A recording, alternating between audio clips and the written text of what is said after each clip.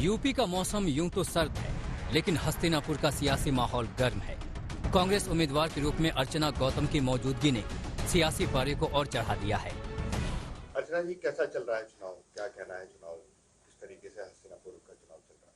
जी, चुनाव बहुत गर्म चल रहा है इतनी सर्दी में, और मुझे बहुत अच्छा लग रहा है। तो ये चुनाव क्या आपके आने से गर्म हो गया है? इतनी सर्दी का चुनाव है हस्तिनापुर? जी, वो देखिए, वो आपको पता होगा, मैं क्या बोलूं। और मुझे बहुत अच्छा लग रहा है कि जनता मेरे साथ है, और बस आगे चलना है अब।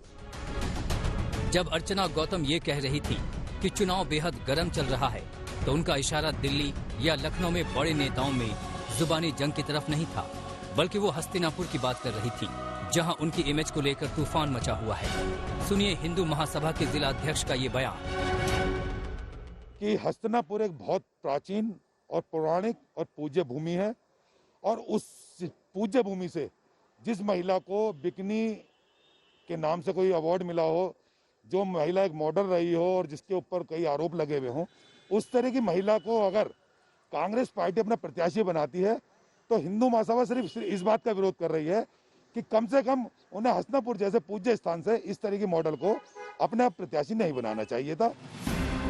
तो हिंदू महासभा को दिक्कत इस बात से है कि कांग्रेस ने हस्तिनापुर से ऐसी लड़की को उम्मीदवार क्यों बना दिया जिसने मिस बिकनी प्रतियोगिता में शिरकत की हो। जी हाँ, अर्चना गौतम 2018 की मिस बिकनी इंडिया खिताब की विजेता है।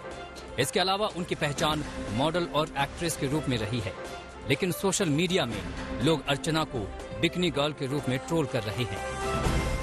तो फिर सनी लियोन भी चुनाव लड़ेगी, फिर तो किसी बाल गर्ल को भी चुनाव लड़वा दिया जाएगा। मैं इस बात का विरोध नहीं कर रहा हूँ। मैं हेमा मालिनी जी का भी सम्मान करता हूँ, मैं अर्चना गौतम जी का भी सम्मान करता हूँ। वो एक भारत की नारी हैं, उनका अपना हक है, वो फिल्म इंडस्ट्रीज में रह के किसी भी तरह का काम करें। पर मेरा सिर्फ ये कहना है कि भारत की पूज्य भूमि, और वो भी खासकर मेरठ के जिले में जो हस्तिनापुर पड़ता है, वो बहुत प्राचीन और पौराणिक भूमि है, उससे उन्हें उम्मीदवार बिल्कुल नहीं बनाना चाहिए था। ये कैसी सोच है?